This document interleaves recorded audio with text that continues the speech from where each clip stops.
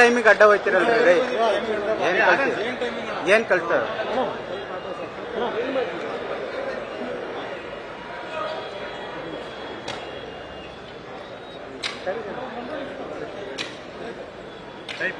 ಸನ್ಮಾನ್ಯ ಮುಖ್ಯಮಂತ್ರಿಗಳು ಶ್ರೀ ಡಿ.ಕೆ. ಶಿವಕುಮಾರ್ ಅವರು ಗುದ್ದಲಿ ಪೂಜೆಯನ್ನ ನೆರವೇರಿಸಿದ್ದು ಈ ಯೋಜನೆ ಕಾಸ್ಟ್ ಇನ್ ಸಿಟು ಬಲವರ್ಧಿತವಾದಂತಹ ಆರ್ಸಿಸಿ ಸಿಮೆಂಟ್ ಕಾಂಕ್ರೀಟ್ ಬಾಕ್ಸ್ ರಚನೆಗಳೊಂದಿಗೆ ಕಟಿಂಗ್ ಕವರ್ ವಿಧಾನವನ್ನು ಬಳಸಿಕೊಂಡು ಸುಮಾರು 2.2 ಕಿಲೋಮೀಟರ್ ಉದ್ದದ ಸುರಂಗ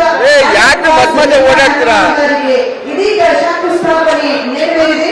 ಸುರಂಗವನ್ನ ಗಂಟೆಗೆ 60 ಕಿಲೋಮೀಟರ್ ವೇಗದ ವಿನ್ಯಾಸದಲ್ಲಿ ಮಾರ್ಗಸೂಚಿಗೆ ಅನುಸಾರವಾಗಿ ನಿರ್ಮಾಣ ಮಾಡಲಾಗುತ್ತೆ. ಈ ಯೋಜನೆ ಹಲವಾರು ಸುಧಾರಿತ ಎಂಜಿನಿಯರಿಂಗ್ ವೈಶಿಷ್ಟ್ಯಗಳನ್ನು ಒಳಗೊಂಡಿದೆ. ಅದರಲ್ಲಿ ಅಸ್ತಿತ್ವದಲ್ಲಿರುವ ರೈಲ್ವೆ ಕಾರಿಡಾರ್, ಹೊರವರ್ತುಲ ರಸ್ತೆ ಮತ್ತು ಬಳ್ಳಾರಿ ರಸ್ತೆ ರಾಷ್ಟ್ರೀಯ ಹೆದ್ದಾರಿಗಳಿಗೆ ಬಾಕ್ಸ್ ಪುಷಿಂಗ್ ಮತ್ತು ಅಪ್ ಅಂಡ್ ಡೌನ್ ರಾಕ್ ಮೂಲಕ ಎಲಿವೇಟೆಡ್ ಕಾರಿಡಾರ್ಗೆ ಸಂಪರ್ಕವನ್ನ ಸಾಧಿಸೋಕೆ ಅತ್ಯಂತ ಕಿರಿದಾದ ನಗರ ಪರಿಸರದಲ್ಲಿ ಸುರಕ್ಷಿತ ನಿರ್ಮಾಣವನ್ನ ಸುಲಭಗೊಳಿಸಲು ಡಯಾಫ್ರಾಮ್ ಗೋಡೆ ಮತ್ತು ಸೀಕ್ರೆಟ್ ಫೈರ್ ಟೈಮಿಂಗ್ ವ್ಯವಸ್ಥೆಗಳು ಇದರಲ್ಲಿ ಸೇರಿವೆ.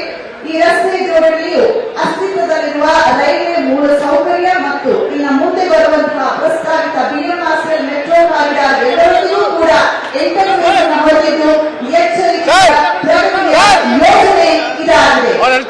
ಈ ಯೋಜನೆ ಅತ್ಯಂತ ಸುರಕ್ಷತೆಯನ್ನು ಕೂಡ ಹೊಂದಿದ್ದು ಸುರಂಗದ ಉದ್ದದ ವಾತಾವರಣ ವ್ಯವಸ್ಥೆಯನ್ನು ಹೊಂದಿದೆ. ಅಂದ್ರೆ ಲಾಂಗಿಟ್ಯೂಡಿನಲ್ ವೆಂಟಿಲೇಷನ್ ಸಿಸ್ಟಮ್, ಸಮಗ್ರ ಅಗ್ನಿಪತ್ತೆ ಮತ್ತು ನಿಗ್ರಹ ವ್ಯವಸ್ಥೆಗಳು, ಹೊಗೆ ಪತ್ತೆ, ತುರ್ತು ಸ್ಥಳಾಂತರ ಸೌಲಭ್ಯ ಮತ್ತು ಸಂಯೋಜಿತ ಅಗ್ನಿಶಾಮಕ ಕಾರ್ಯವಿಧಾನ, ಸಿಸಿ ಕ್ಯಾಮೆರಾ ಕಣ್ಗಾವಲು, ಸಾರ್ವಜನಿಕ ಪ್ರಕಟಣಾ ವ್ಯವಸ್ಥೆ, ತುರ್ತು ಕರೆ ನೆಟ್ವರ್ಕ್, ಟನಲ್ ರೇಡಿಯೋ ಸಂವಹನ ಮತ್ತು ವೇರಿಯಬಲ್ ಮೆಸೇಜ್ ಸೈನೇಜ್ ಸೇರಿದಂತೆ ಇಂಟೆಲಿಜೆಂಟ್ ಟನಲ್ ಮ್ಯಾನೇಜ್ಮೆಂಟ್ ಸಿಸ್ಟಮ್ ನಿರಂತರ ಮೇಲ್ವಿಚಾರಣೆ ಮತ್ತು ಸಮಗ್ರ ಸಂಚಾರ ನಿರ್ವಹಣೆಯನ್ನ ಮಾಡಲಿದೆ.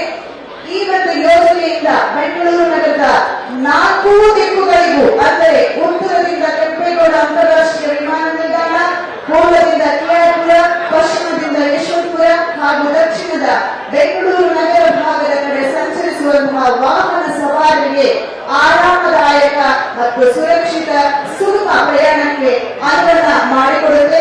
ಈ ಯೋಜನೆ ಪೂರ್ಣಗೊಂಡ ನಂತರ ಹೆಬ್ಬಾಳ ಜಂಕ್ಷನ್ನಲ್ಲಿ ವಾಹನ ದಟ್ಟಣೆಯನ್ನು ಗಣನೀಯವಾಗಿ ಕಡಿಮೆ ಮಾಡಬಹುದು, ಪ್ರಯಾಣದ ಸಮಯವನ್ನು ಸುಧಾರಿಸಬಹುದು, ಇಂಧನ ಬಳಕೆಯನ್ನ ಕಡಿಮೆ ಮಾಡಬಹುದು, ವಾಹನಗಳ ಹೊರಸೂಸುವಿಕೆಯನ್ನ ಕಡಿಮೆ ಮಾಡಬಹುದು ಎಂಬ ನಿರೀಕ್ಷೆಯೊಂದಿಗೆ ಕೆಂಪೇಗೌಡ ಅಂತಾರಾಷ್ಟ್ರೀಯ ವಿಮಾನ ನಿಲ್ದಾಣ ಮತ್ತು ಬೆಂಗಳೂರು ನಗರದ ನಡುವೆ ತಡೆರಹಿತ ಮತ್ತು ಅಡೆತಡೆ ಇಲ್ಲದಂತಹ ಸಂಪರ್ಕವನ್ನ ಒದಗಿಸೋಕೆ ಈ 3 ಪಥದ ಸುರಂಗ ಕಾಮಗಾರಿ ಯೋಜನೆ. ನ್ಯೂಸ್ ಫಸ್ಟ್ ನಿರ್ಭೀತಿಯಿಂದ ನಿಮ್ಮ ಪರವಾಗಿ.